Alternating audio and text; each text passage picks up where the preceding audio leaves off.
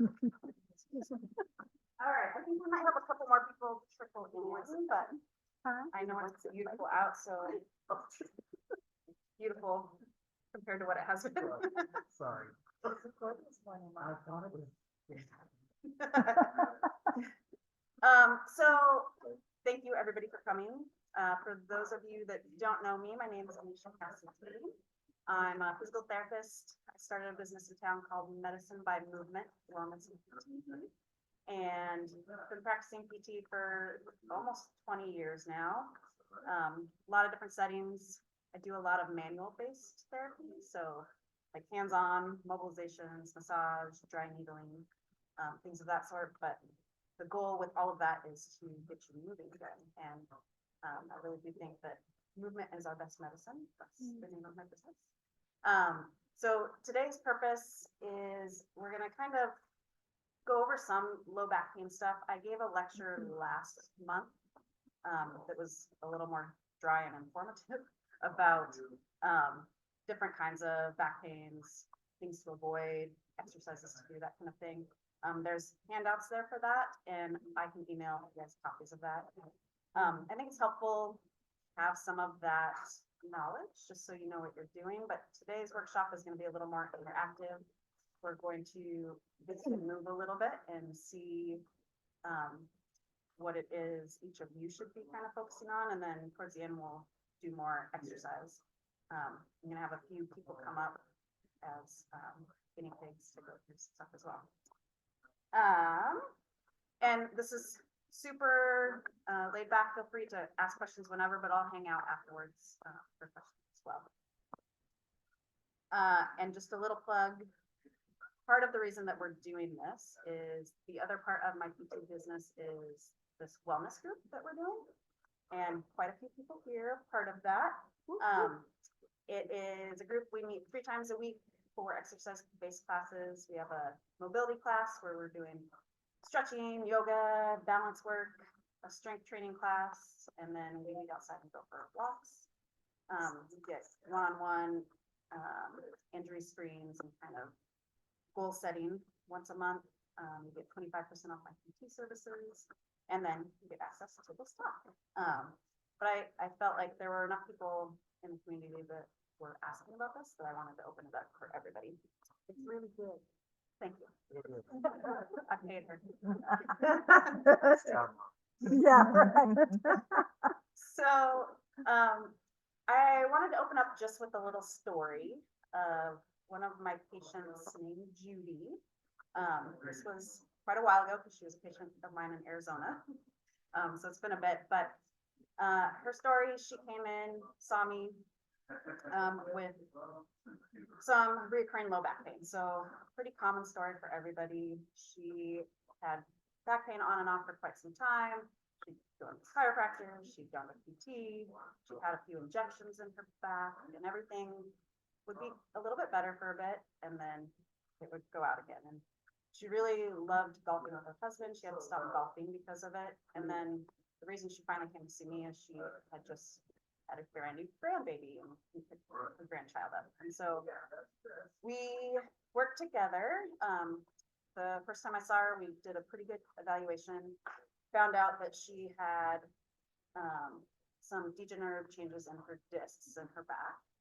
And so with that, that kind of sets you up for some issues. But then we also found she had a lot of limitations in her hip, as well as her ankle.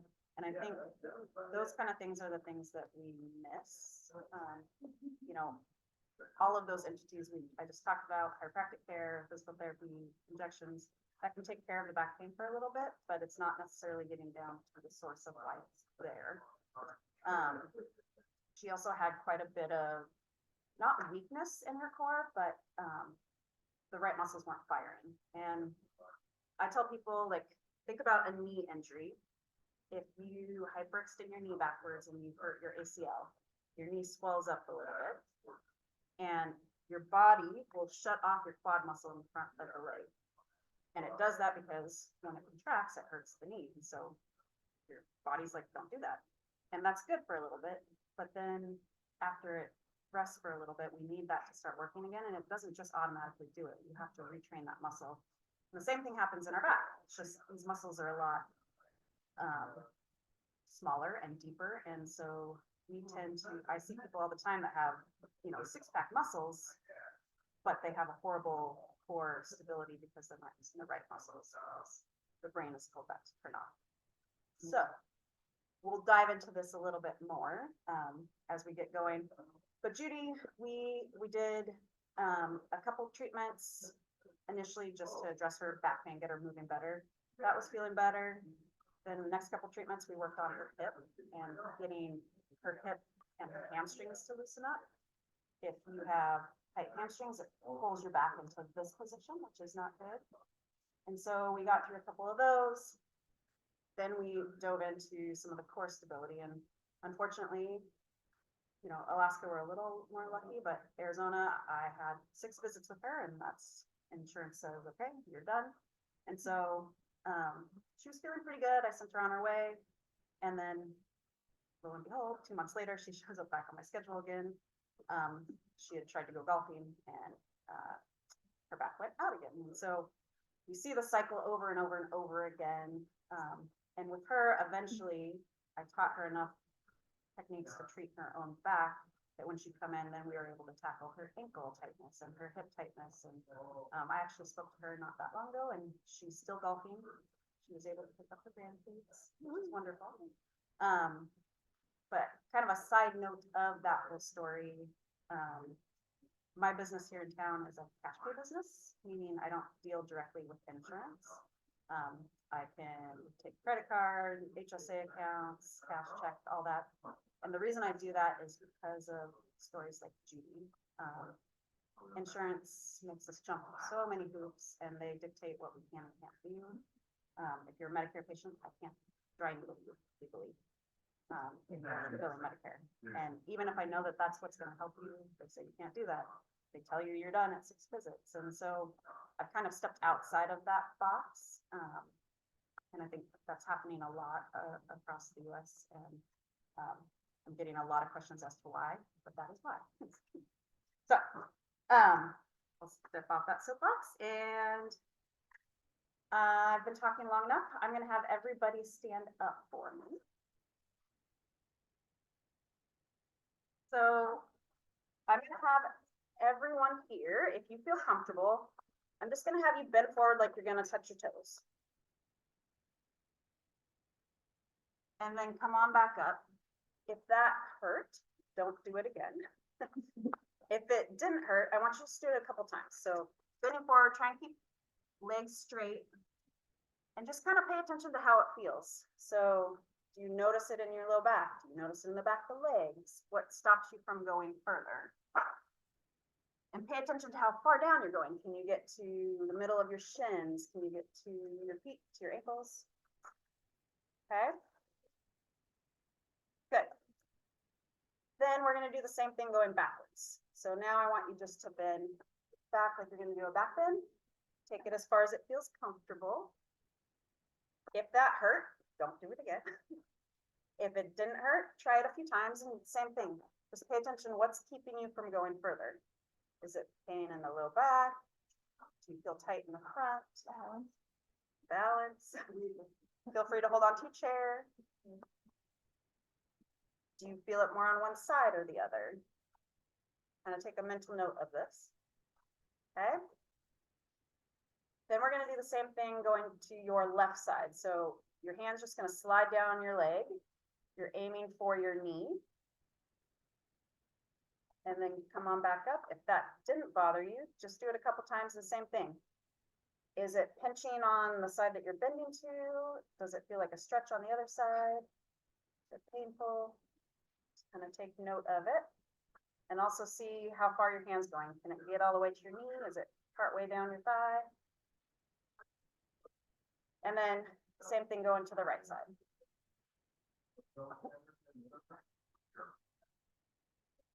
Some ambiance.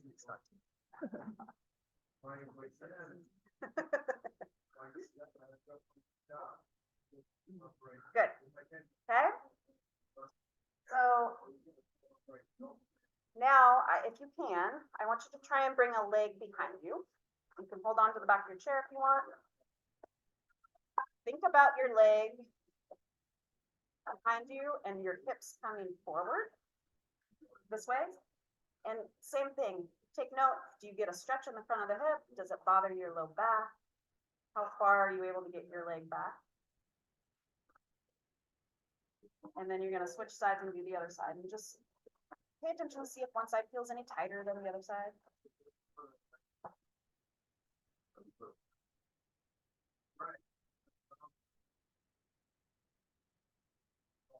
Good. Okay. And then if you can, we're just gonna do a little squat. You can hold on to your chair, you can sit down into the chair, but you're just coming down and back up. And I would guess a lot of people here probably are limited by their knees with this. But just try it a couple times and see what you feel. What keeps you from going lower? Is it, do your ankles feel tight? Do your knees feel tight? You feel it in your low back? Are you tipping over? Very good. And then the last one, go ahead and have a seat back in your chair.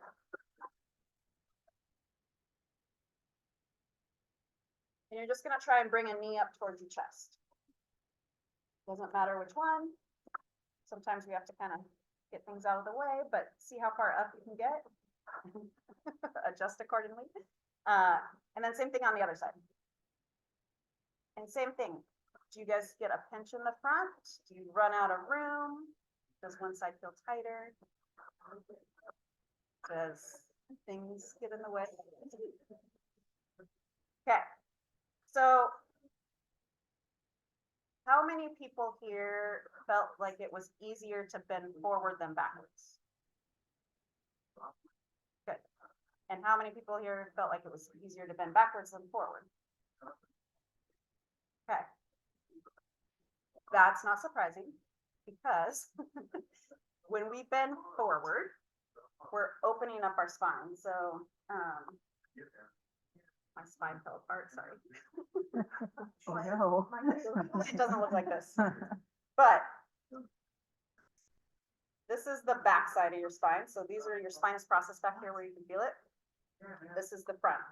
And when you bend forward, it kind of opens up that space in the back where your spinal cord runs. And it also opens up these two joints back here, your facet joints. So it does this. When you bend backwards, it closes off that space, but it opens up the space where your disc works.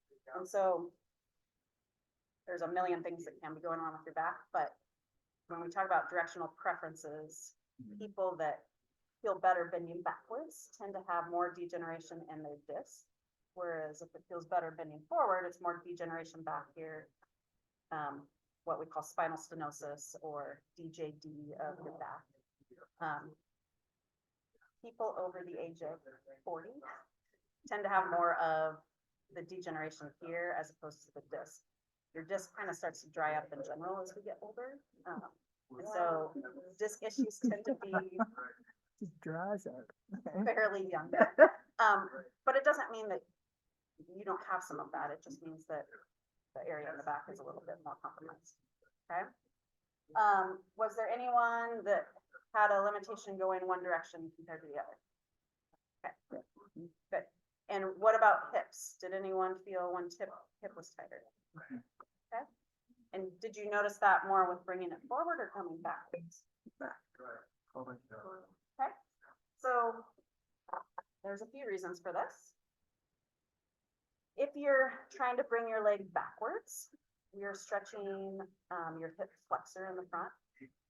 We'll dive into a little bit of this, but the psoas muscle, I know a lot of you are familiar with that, but I've worked with me before. That guy tightens up and gets in the way. If it hurts more coming forward, that usually means there's a little bit more degeneration in the hip joint itself, or an impingement in there.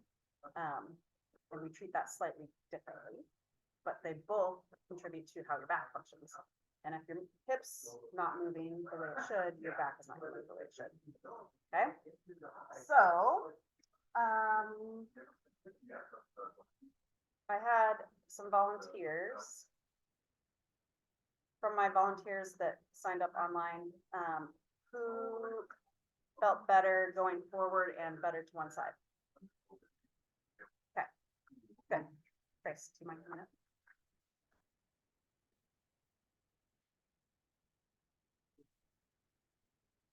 So we're gonna watch Grace move real quick. I don't move really close. Gracefully. If you don't mind, just bend forward like you're gonna touch your toes. Good. And then come on back up. Can you face these guys? And do that again for me. Okay. Does anyone notice when she gets down there, does one side look higher? Yeah. Okay. Come on back Yeah. up. Wow. Which side? Which side? Yeah, that's it. Her left side is hard. And then what about if you try to slide that? Okay. And then what about the other way? Less, not less. Okay. You notice the difference there? Okay, and then if you don't mind, Grace, just turn this direction and try to put it backwards as much as you can. Beautiful. Do you mind lying down on your back? I didn't bring any pillows, sorry. Looking good, man. Thanks for volunteering. It's the saw. So I'm gonna move Grace's hips a little bit. She's gonna let me know if anything bothers her, but, coming up this way, you tell me when you start to feel any kind of a stretch.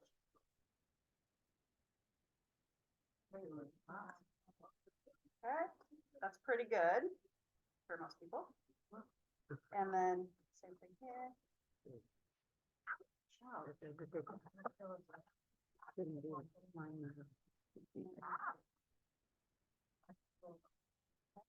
And Grace, do you have any history of hip or knee pain at all?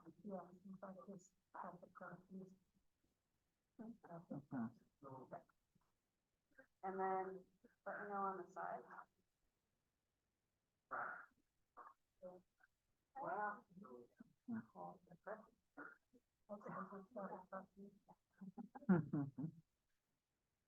That one does or doesn't?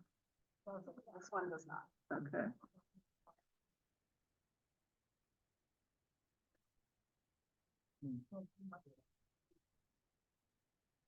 And if I poke you here. That's tender. Okay. And then.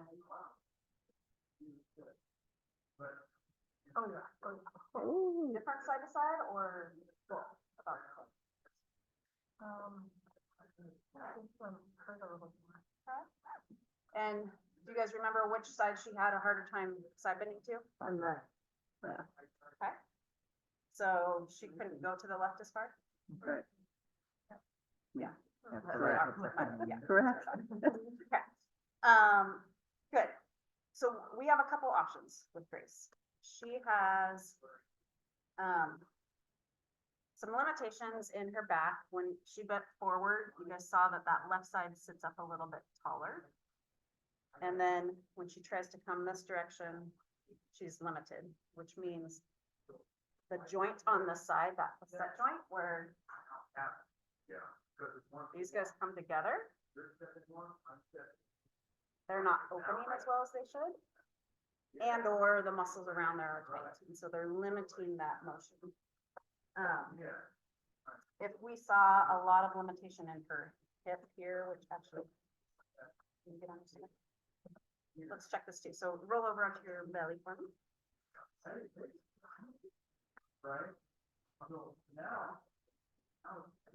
So tell me when you start to feel a stretch here.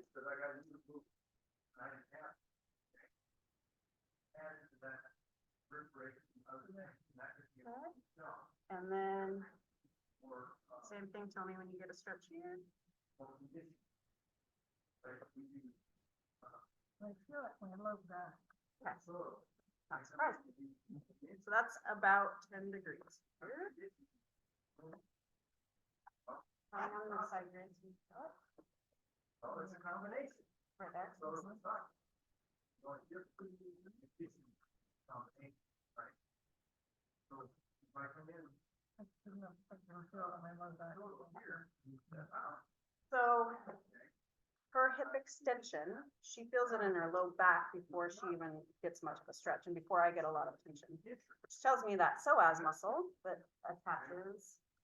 And so that's where me and Ron. I'll pass this around because I don't think anyone's gonna be able to see that. But this muscle here, it attaches to the front of your spine. And then it dives down through here and attaches to your hip. And it's meant to be a hip flexor, so it's supposed to lift your leg up. Because of its attachment in your back though, when you get a back injury, your brain, that's one of those muscles that tells it to tighten up to try and protect. But when that tightens, it pulls your hips and compresses your spine back there. And Grace has tightness on both sides. That right side is worse than the left. And so for her, we have two options to make her back feel a little bit better and possibly get her move better. We could dry needle your psoas muscle, which I'll explain here in a minute, or we could do a little gapping technique in your low back and try and get that joint to move a little better. Do you have a preference? I have no idea what a gapping is, but it has to dry evenly before you can do that. Okay. So for those of you that don't know what dry needling is, you can roll over up your back. It is. It's a really great way to, I tell people, kind of reset the system. So when something hasn't been functioning well, it's kind of like a Control-Alt-Delete on the computer. It helps to relax everything, reset it, and then it's up to us to do the exercises to progress it. In Grace's case, we're looking at a movement dysfunction where that muscle's a little tight. And so if you think about when a muscle contracts, the muscle's like this, and then it comes together here. If it stays tight, it kind of stays like this. And so we're going after the trigger point in the muscle. And if you hit it, it allows everything to relax. Okay. It's not magic, it doesn't work for everybody, but it certainly does a pretty good job for most people that have had issues going on for a while. Okay, her too. And so we're gonna try that on her right hip and then just kind of look at her stuff again. If we notice that this works, then I'm gonna show you guys some ways to do this on your own, because obviously you're not gonna carry the dry needler around with you all the time. There's lots of ways to release that psoas the same way. Okay. You're okay with this? Okay. This exercise, is that Yes. on your stomach? It is, and we'll go over it right after this, but, is that right? Was that right? You're not injecting anything. Correct. So it started, well, it started a long time ago, but it kind of picked up its popularity. There was a study back in the 90s for shoulder pain, and they had 100 different people, and 50 of them got cortisone injections, and the other 50 just got injection with nothing. And they found that the patients had the exact same results, whether there was cortisone or not. And so then they studied, why would that be? Is it just placebo, or is there other things that happen?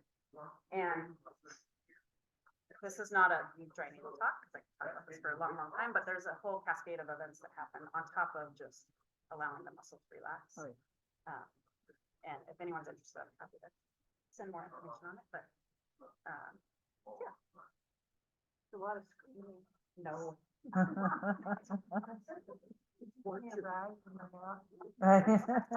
Somebody Bite dagger.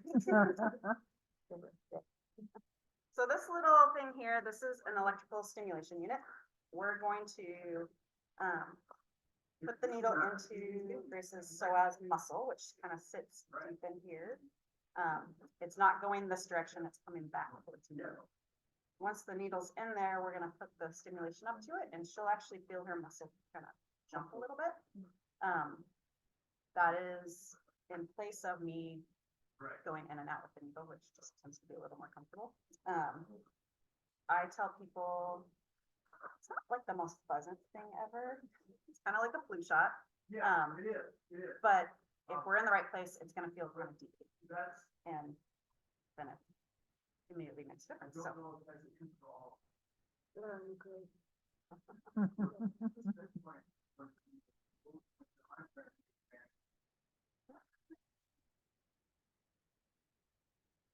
Charlie's my emergency contact. okay.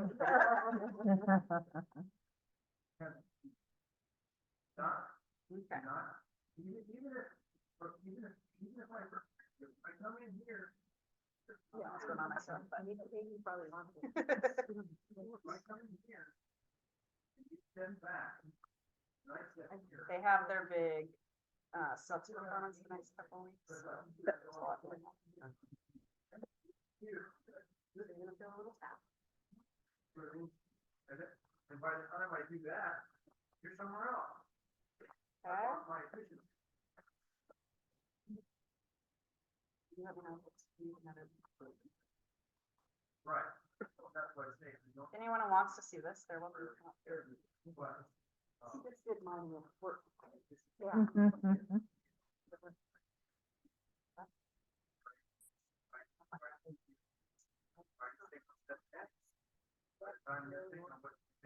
I've had dry needling before, but never with the electrical stimulus. We'll see where we're I'm at. never in a group. Yes. Screaming. Yeah.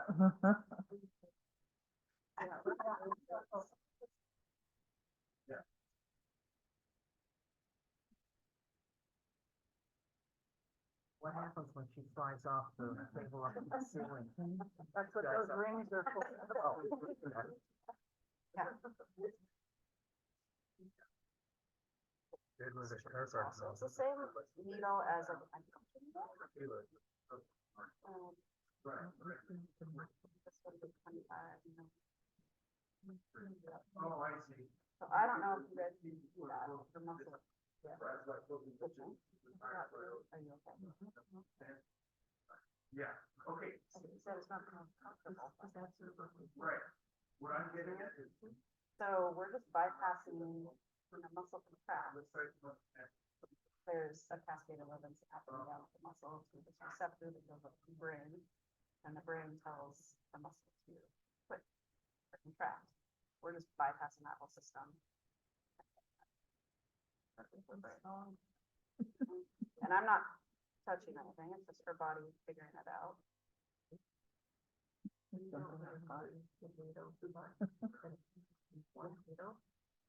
Yeah, and I mean, it depends on what the collector, and there's a lot of different reasons to do this, but. Even lunch. So. But yeah. So for her, we're gonna see if that made a difference.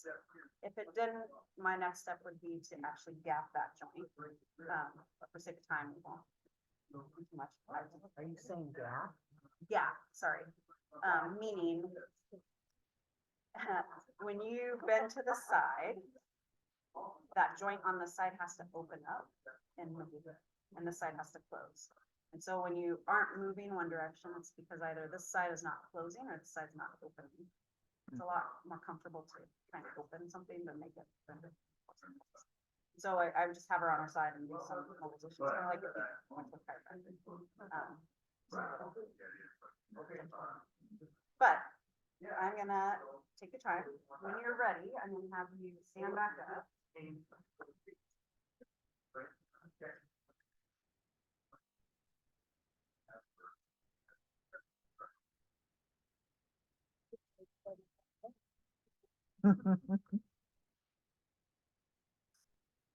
Okay, and just standing here right now.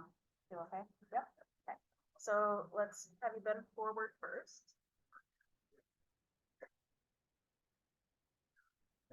Oh, Definitely tell me if that feels any different to you, Not really. okay? but it I is can feel lower. a difference up here, It's I don't know lower. if you guys feel. Yep. And then, That's cool. try side bending, both sides, yeah.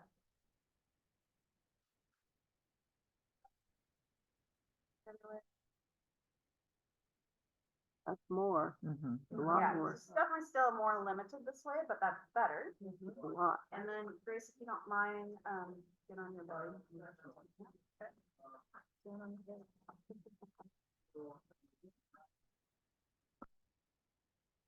So, we're gonna decide. We're just gonna see if this feels any different.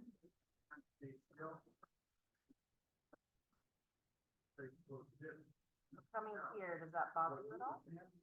Okay. Wow. And then. Let them know.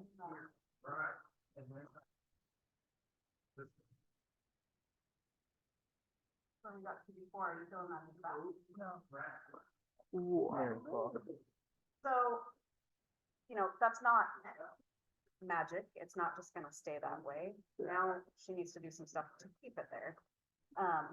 A nice way to stretch the hip flexor is if you'll stay on your stomach like this and just scoot to the edge over here. Yes, please. This leg's gonna hang off onto the ground. So keep coming. You're going to let your knee bend. And breathe. Good. So all I'm doing is I'm locking out her back. So you can stretch your hip flexor, just lying on your stomach with a strap. This is nice because we know she doesn't like to go into extension, so we're using this leg to lock her into some flexion before we bend the side.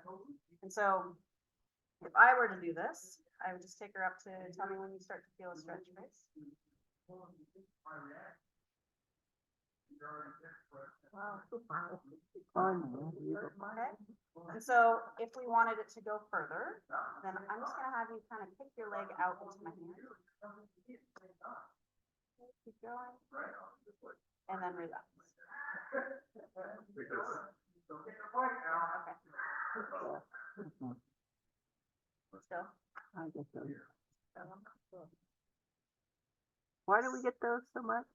That muscle's trying to do the work instead of me. Hmm. And it's just, she has some more motion now, which that muscle's not used to being into. Yeah. Or contracting into, So which is fine.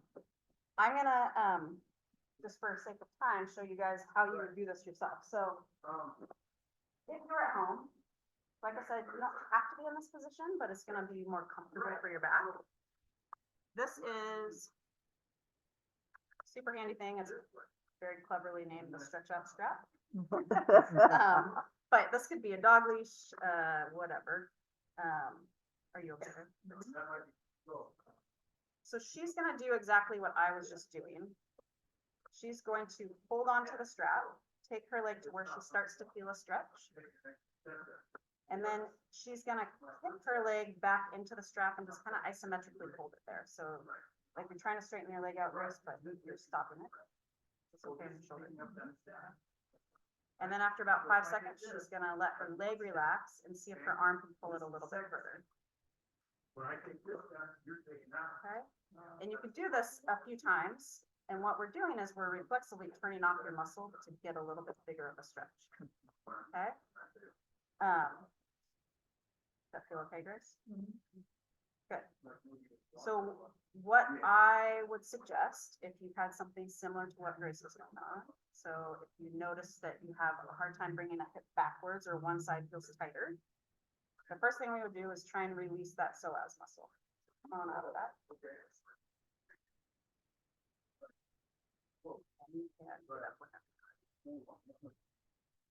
I have Yeah. a I have a bunch of these balls here. These are slightly bigger than I like. I like a tennis ball or a baseball with a towel around it. But if you think about that handout that went around for the psoas muscle, you're trying to release this muscle, and you can do that with dry needling or with someone digging in there. Yeah. But you can also do it on your own. And so lacrosse balls are what they usually use. I'll pass these out and you guys can try it. But basically, you're gonna get down. This could be on your bed, on the floor, whatever. You don't wanna be right on your hip bone, because that's not gonna feel good, and can't be over too far in either direction, or that's not gonna feel good. So you're trying to go just inside there. And then kind of gonna roll around a little bit, and you'll know when you're on it. It's not real comfortable. And you can choose to put however much pressure as you want through there. So if it is too much, just put more pressure through your arms. And then I tell people, just try and breathe here. So take a deep breath in, breathe out, and try and sink into it a little bit. For some people, this is 30 seconds. For some people, it's 6 minutes. But you're going until you either kind of feel yourself sink into it, or it just stops hurting as much. And either one of those means that the muscle has released. And I almost always have people start with this as opposed to the stretch, because if you just try and stretch it, your brain's going to kick in and want to tighten it up again because it's been protected for that. So, anyone want to give this a try? I have a bunch of balls. I'll roll them out. I did.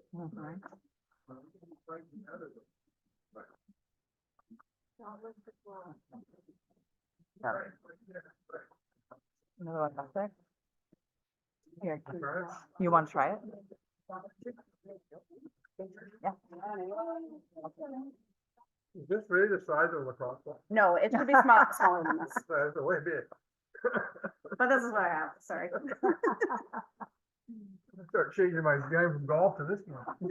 There you go. Oh, yeah, there it is. That's all right. I can get down, so I'll help you. So if you don't feel You it, feel or it, if Martin? you're not sure, raise a hand. So it's up here. That's what's up there. Got it. Will you see if mine? Right, Did you find my show last? No, yes. Okay, our fine fair. So, yeah, you're probably right. If you think about that hip bone, you should be able to feel your hip bone in the front. You're going just inside there. And that muscle sits really deep, and so it's hard to feel it, which is why we're using the ball. And it should just be. But you should know Right, if you're on it. exactly. If it feels really comfortable, you're either not on it or you don't need to do this. Oh, geez. I know if I'm pulling it back in my. You'll know it'll hurt. Unless you don't have a tight psoas. Yeah, it'll hurt. Yeah, it also, for females that are still cycling, if you have a tight psoas, your ovaries sit right underneath that. And it can actually, if you're tight through there, it can make your menstrual cycle worse. Cramping worse. I'm having dysmenorrhea right now. Yeah, yeah, but releasing that will actually help with some of that. Maybe not right this second, but And what are we trying to feel at the end? so you are either going to feel yourself kind of sink into it a little bit more, or it's just going to stop hurting as much. And like I said, this, depending on who you are and how long this has been going on, it can take quite a while, and sometimes it happens quick. Okay, but then after you do this, trying to stretch out that hip flexor a little bit is wonderful. And so if anyone wants to try the strap technique, I have a couple straps here. The other option, if you don't want to get on your belly, is just to stretch your hip flexor with one leg behind and kind of pushing that hip forward a little. And you're just looking for the stretch in the front. Okay. What if you lay like on put a basketball under your, sacrum and then just extend one leg out? Would that stretch the psoas? It would also stress your SI joint a little bit, Oh, so I'd okay. be careful with it. But yeah, for sure. And I mean, you can do something like this. Lying on the edge of a bed. Yeah, that's kind of the same thing, right? Okay. Straps are out if anyone wants them later. Did you get it? Mm-hmm. Oh yeah, I know. what exactly is going on. Okay. Not really accessing, so So, basically all the burden of my core. Oh, So whenever they're relaxed, everything else. the is other thing that I like to show, if we would have treated Grace with doing the gapping technique or trying to get that joint to move a little bit more, I would have followed it up with something a little more specific of trying to get those joints to move again. And we have a few different ways to do this yourself. So one of the easiest ways is to get down onto all fours. And I tell people to bring their knees together and then lift your feet up a little. You're gonna turn your feet to one side and kind of turn and look at your feet. And so I'm gapping that left side and closing the right side. And then doing the same thing the other way. And you can play around with, like if you stick your rear end back further, you're gonna feel it a little bit higher.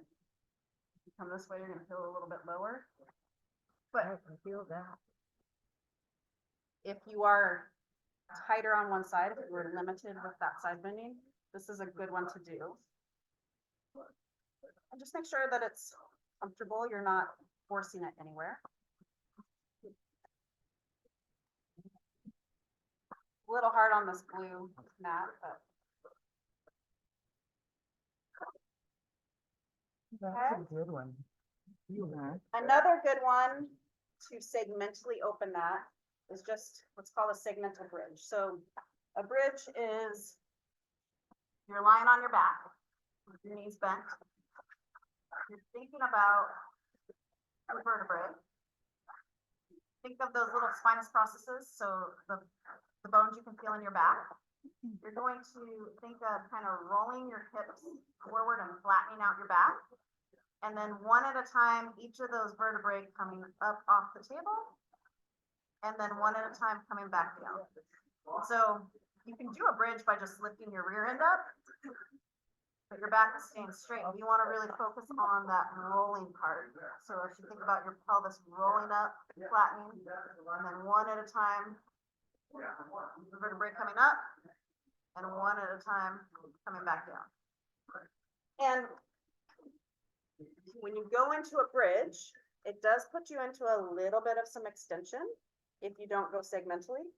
And so if it doesn't feel good, just stay in a range that feels okay and work on trying to loosen up your pelvis first. You guys understand what I mean when I say, like, try and flatten your back and round your pelvis a little? Okay, Lay flat on the mat. Bring up your. exactly. If can I get a volunteer? I want a volunteer. Yeah. Yeah. Lie down on your back.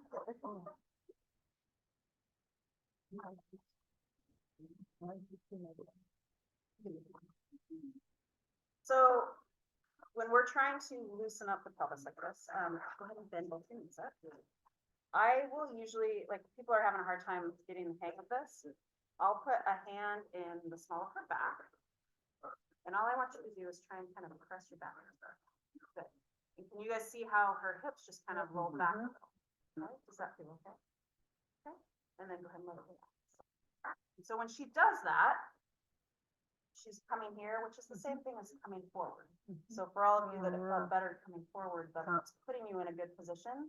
But then we're still working on strengthening both posterior chain and working on that segmental. So hand here, you're gonna push into me again. Good, and then just think about each one of your vertebrae slowly starting to roll up. So think of your tailbone first and then pushing into my and then try and come up into that bridge. Like your tailbone first, and then next one.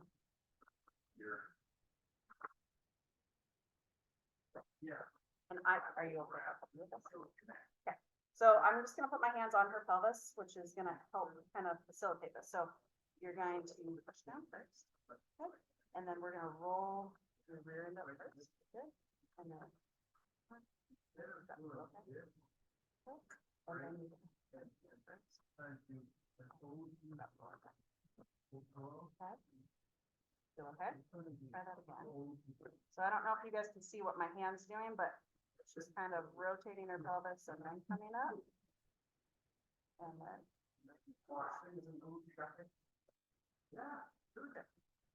okay, does that feel? So that's a great one on top of, the one on hands and knees. And then another one, I'll show this if you wanna try it. So it's called the Bretzel 2.0. Mhm. The Bretzel. So Not a pup. you're gonna have each of your legs at 90 degrees. So this leg is here, and this leg is here. So this hip is in what's called external rotation, this hip's in what's called internal rotation. From here, if this feels okay, I'm gonna lean forward a little bit, and you should feel kind of a stretching at least one of your rear ends. Is there a modification that makes? Yep, and so if it hurts to get a knee down, there's some yoga blocks over here, and I'll show that. Once you're here, if it feels okay, you're gonna rotate your hands to the knee that is down. And what we're doing, you can even drop down onto your elbows if you want, but we're rotating your thoracic spine, which is also super important. You felt that. Cramp.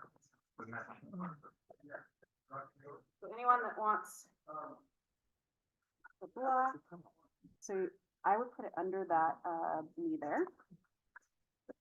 See how that feels. Yeah. It's good. You can feel it. Yeah. You go down on the ground. And feel the crunch of the- I on the can get down on one. side. I think it's down the other one. So if you go down that way. Yeah, no, no, but this is. Your foot's way in. Look at my foot.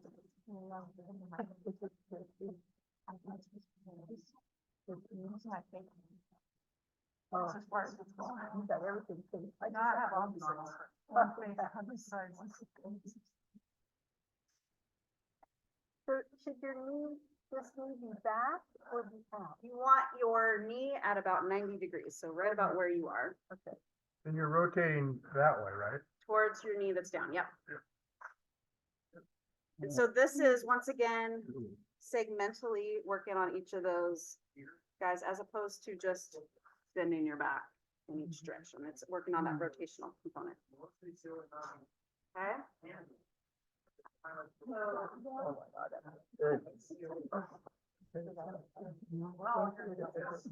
Yeah, well, it felt good, it's just like, when I get out of it, it's like, isn't that, looks like a massage. Like I wanna do that. Crossover.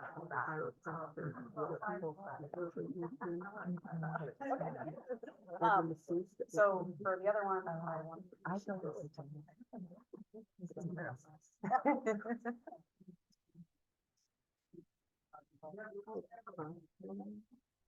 This hurts. So,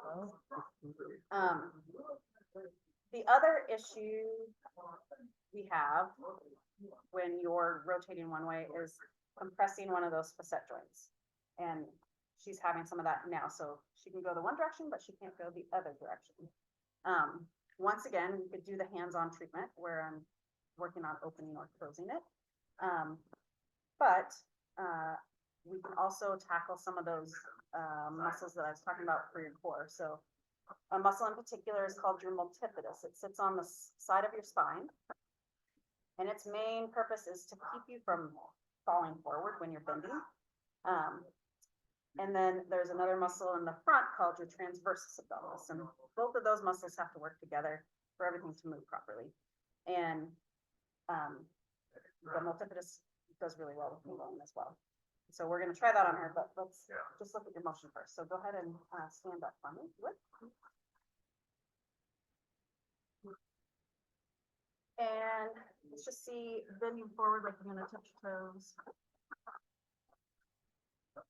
Does that bother anywhere at all? Just hamstrings, okay, good. And then what about trying to bend back? Oh my God. I remember those days. And then what about if you try and go to the side? Good, and then the other side. While I'm reacting. And do either of those bother you more than the other? Just forward, yeah, okay. And so, perfect. She fits into a little bit more of what's called an extension bias. So, when we talk about like the disc being more involved, which is perfect, that's what I want. A plus. So in general, when someone comes in and they have more pain coming forward or sitting for prolonged periods of time, that's putting pressure on that disc. And above all, what works best for this is just what's called repeated extension. So you're unloading the disc by bending backwards. The crummy thing about standing is we have gravity, and gravity is compressing the disc. And so in a perfect world, we just get her on her stomach and do some press ups. We can add some overpressure with that or some traction. So separating the spine and giving it a little bit of space to work with. We're going to try both of these. So if you don't mind, lie down on your belly for me.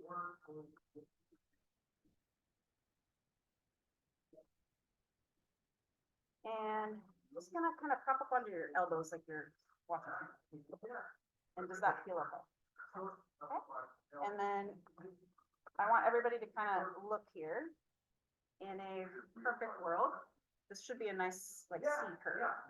And I don't know if you guys can tell, but this looks really flat to me. And then she gets a lot of pressure right here. Yep. Which tells me we need to work on this a little. I'm trying to press up on your hands a little bit. Does that work?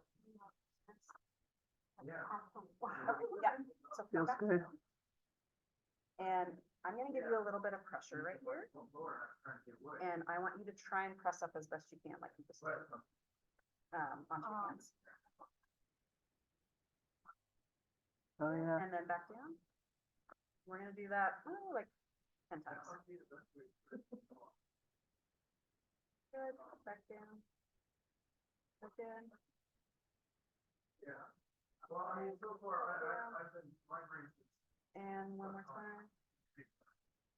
And back down. And then drop all the way down. I'm kidding. And Well, you're doing is that uncomfortable? what's your busy? You're busy. Well, I'm getting. And so You're not busy while I'm. for her, we would do a lot of that repeated extension. So up on her elbows, pressing up on her hands into cobra, any of that kind of stuff to unload the disc is gonna be helpful. And then, like I said, any kind of traction where you're pulling it apart. I just looked at the time and I wanna get through some exercises, so I'm not gonna, but we would just continue to do that extension and then have her come back up, and that should take care of some of that discomfort when she comes forward because your disc is not pinched on as much anymore. Yeah. For her, a good one, and for a lot of you, a good one, is she felt the back of her leg a little bit when she bent forward, right? So, roll back onto your back.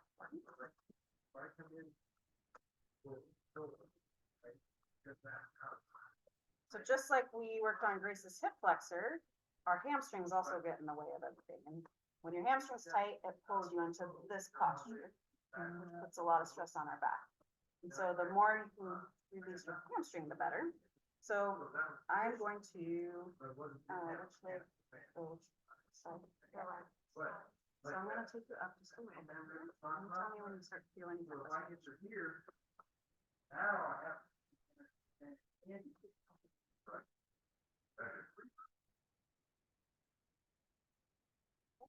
Was that painful? Okay, so at home, she could do this laying in a doorway. So if she's kind of in the doorway here, this leg is up on the door panel. And then same thing as what we did with Grace with that contract relax. You can actually use this other leg to do the same thing. So I'm gonna have you kind of tightening up your belly. And then keeping your left leg straight, just trying to raise it up. Okay. And then back down. And is that Try that a couple times. So what's happening is she's raising up, she's contracting those muscles as she comes back down. Right. Reflexively, that hamstring should turn off a little bit. Yeah. One more time. Right. It's like his comments are Yeah. echoing what you're doing. Yes. Yes, it worked. Very cool. That's weird. I know. So that's one way to stretch that out. The other thing Or is you can also think about one and the same. the brain again, getting in the way of everything. And so I'm gonna have you stand back up. And You know, here, try to avoid counter, more I block in front at the same time. so she felt her hamstring when she was coming forward. We're gonna try and get that to kind of turn off by, I'm gonna have you Right. put this towel in between your knees and you're gonna squeeze your knees together as you come forward. This I'm gonna see if that feels Oh, wow. okay. This one, And then just like you're gonna touch your toes, but keep that pressure on the towel as you come forward. Ooh, Better? yeah. Nice. And so Wow. all we did is tell her brain that it's okay to move that way. Okay, and so for you, a lot of the extension stuff will help this. And then retraining your body, that it's okay to be moving that way. And that's so much of, you know, when we get an acute low back issue, kicking it hard. our bodies are repairing itself for 6 to 8 weeks. After that, it's just, Looks like it's great. we are in protect mode and our bodies don't know what to do. And so Right. if you injured your back less than 8 weeks ago, I would say, you know, this is not necessarily what you need to do, but when things have been going on for a while, trying to remind the brain what it should do. And so this could be Where you put it down. a towel, it could be one of the balls, Right. but just kind of practice. If you can feel yourself Right. stop because of the hamstrings, then play around with that. You could also, if you get your heels up on something, so someone with some ankle issues, that can get in the way of this as well. And so put your heels up, so like you're here, and then come forward again, same thing. It's gonna take some pressure off. If you have some instability in your hips, you can try coming here. You can play around with it, but the goal is to start moving your body into those motions without it hurting. If she did that and it still hurt, we wouldn't keep doing it. Does that make sense? Okay. Good. So. Stay after if you want me to handle it, but for the sake of time, I want to go through just a couple of my favorite exercises and then I'll get you guys out of here. So in general, anyone that has like an acute low back pain, so you woke up in the morning and you're like, oh, I can't move, or tried to pick something up. These are my go-to to get things moving again. And they're super simple. This would be like first thing in the morning, in bed, your feet are together. I'm just gonna do some easy knee rocking. So back and forth. You're not trying to take it real far. You're just trying to loosen everything up. And this helps to kind of loosen the low back muscles that are around there. The other one is just a knee to chest stretch. If this feels pinchy in the hip, you can try bringing the leg out to the side or just stay in a range that feels okay. But that's a good indicator that, okay, we need to work on that hip flexor, right? And then the other one is just doing a pelvic tilt. So beginning part of that segmental bridge, but just flattening the back and coming back. So these are great just to get the back moving. And then the most important thing, anytime you injure your back, people get scared and they want to lie down and rest. And your back needs movement.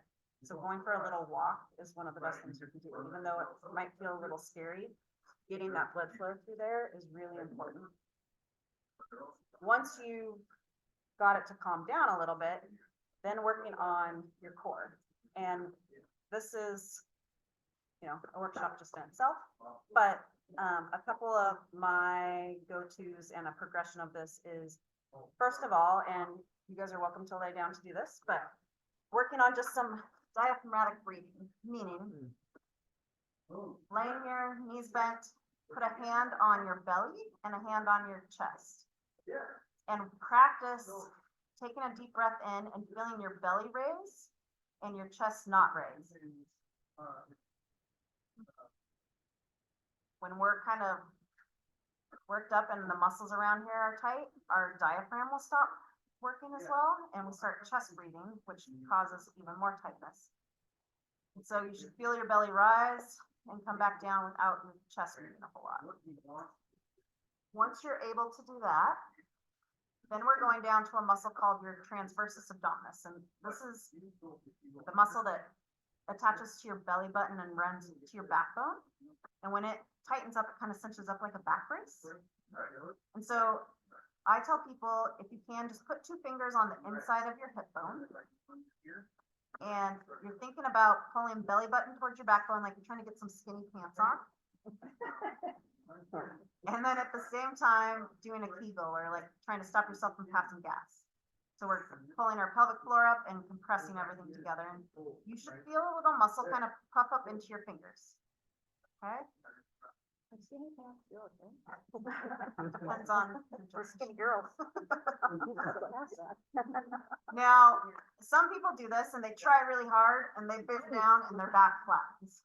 Now you're using the wrong muscle again. And so on top of that, I tell people get a hand in the small of your back, the other hand here. You should feel that muscle puff up into your finger, but you shouldn't feel your back flatten or arch at all. Okay? Once you have the hang of that, then you can add in some leg motions. You can add in some marching, but the whole goal of this is that your back is not moving and you're holding this stable. And it's pretty subtle, and so it's kind of hard to get the hang of. It's not something that you want to do while you're multitasking. You want to pay attention to what you're doing. Once you've got the hang of that, then you can start doing some more exciting things like planks and chopping and those kind of things. They are very exciting. The other one that I give everybody to start with is just what's called a bird dog. And so, anyone want to volunteer for this? Since you're down here? Come on up. Since you're down here. Stay down here? Yes, so she's gonna be on her hands and knees here. And she's gonna think about the same muscles I just talked about. So she's gonna pull belly button towards her backbone. She's gonna think about like stopping herself from passing gas. No stinkiness around here. And so this works better if it's not weighted, but this is just to give her some feedback. And all you're gonna do is try and extend one of your legs backwards without this guy tipping at all. Okay? So it doesn't matter which one you choose. Yeah. Beautiful. Wow. Does that feel okay? Yeah. Okay, go ahead and bring it back in. I have to think, I really have to focus. So now you're gonna do the same thing on this leg, but we're gonna add in your opposite arm. So your right leg is going backwards, left arm is coming forward. And don't fart. And don't. Wow. You could think about like a glass of water on your back. You're trying not to tip the glass. And Annette is a pro at this. And so the goal is we're holding everything steady. So now she's forced to use those muscles that we're not using appropriately, as opposed to like your rectus abdominis and those 6-pack muscles. Beautiful. That's incredible. And if you did as well as she's doing, you can make this harder by attaching a band and giving her some resistance with it. I won't make her do that today, but get the hang of it. Right.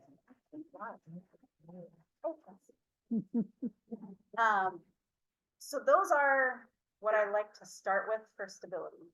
If you go straight to some of the funner exercises like planks and side planks, one that I love to do is anything in a tall kneeling. So if you're on your knees, you take away the stability down here. And so like if you have cables or a band and you're coming this way, you're using a ton of core. as opposed to just standing. This is not what I would start with. I would start with getting on your back and trying to get that transverse abdominis, getting on your hands and knees. And once you feel pretty stable with that, then there's a whole progression of fun exercises to do. And if you signed in, I can send lots of ideas and those to you, but that's kind of the idea. Okay. It's a lot of information. We have questions. Anyone? Yes. If we're in the class, even in when we're doing like the bend forwards, could we bring a towel and, cause I could do a lot more with that. By all means, yeah. Okay. And I mean, so the towel trick is not something that you're going to do forever. Yeah. We're trying to retrain your brain. Yeah. So it's not necessarily an exercise to strengthen, but you have to let your brain know that it's okay to go that direction. And by squeezing it, you're just turning your hamstrings off a little bit.